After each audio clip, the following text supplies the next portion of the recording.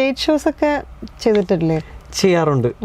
എല്ലാം ഒന്നുമല്ല, ഞാൻ പറഞ്ഞില്ല, ഞാൻ വളരെ സെലക്റ്റീവാണ്. ഞാനൊന്ന് നമ്മൾ അച്ഛനാണ്, ഇത് പ്രൊഫഷണലല്ലോ മ്യൂസിക്, ഇതെൻ്റെ മിനിസ്ട്രിയാണിപ്പോൾ. സോ അത് ശ്രദ്ധിച്ച് അതിന് ഫോക്കസ് ചെയ്തിട്ട് ഞാൻ കാര്യങ്ങൾ ചെയ്യാറുള്ളൂ. ഇപ്പോൾ UK ഞാൻ പോയായിരുന്നു ഈ അടുത്ത്. എബ്രോഡ് കുറച്ച് പരിപാടികളൊക്കെ ചെയ്തതാണ്. അപ്പോൾ ലാസ്റ്റ് പോയത് UK അപ്പോൾ അതൊരു സെക്യുലർ പ്രോഗ്രാമായിരുന്നു, എന്നാൽ ചർച്ച അറേഞ്ച് ചെയ്തൊരു പ്രോഗ്രാം. അതിൻ്റെ എയിം എന്ന് പറഞ്ഞാൽ അവർക്ക് ഒരു പള്ളിയില്ല, പള്ളി പണിയണം. അപ്പോൾ ഇൻറ്റൻഷൻ പ്യുവറാണ് അവരുടെ. സോ എന്തുകൊണ്ട് എനിക്ക് സപ്പോർട്ട് ചെയ്തുവിടാമെന്ന് എനിക്ക് തോന്നി. നമ്മുടെ വോയിസ് കൊണ്ട് അങ്ങനെ ഒരു ഗുണം അതെപ്പോഴും അല്ലേ, ഒരു അങ്ങനെ ഒരു UK ഒരു 5 പ്രോഗ്രാംസ് അങ്ങനെ ചെയ്തു. അപ്പോൾ ഞാൻ അതിൻ്റെ ഇൻറ്റൻഷൻ നോക്കും.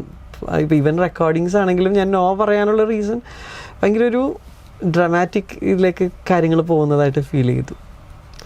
ഇപ്പോൾ ഈ ഒരു ഇൻ്റർവ്യൂ തന്നെ എത്രയോ നാൾ കഴിഞ്ഞിട്ടാണ്. അപ്പോൾ ചില സ്ഥലത്ത് നമ്മൾ സംസാരിക്കണം എന്ന് നമുക്ക് വല്ലാണ്ടൊരു മോട്ടിവേഷൻ തോന്നുമ്പോൾ മാത്രം ചെയ്യും.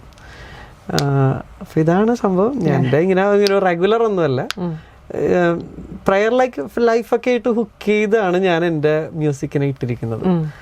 അല്ല എങ്കിൽ ഇതെൻ്റെ പ്രൊഫഷനാവും, ഞാൻ വൈറലാകാൻ നടക്കും, ഞാൻ ലൈക്സിന് വേണ്ടി ക്രേവിങ് ആയിരിക്കും.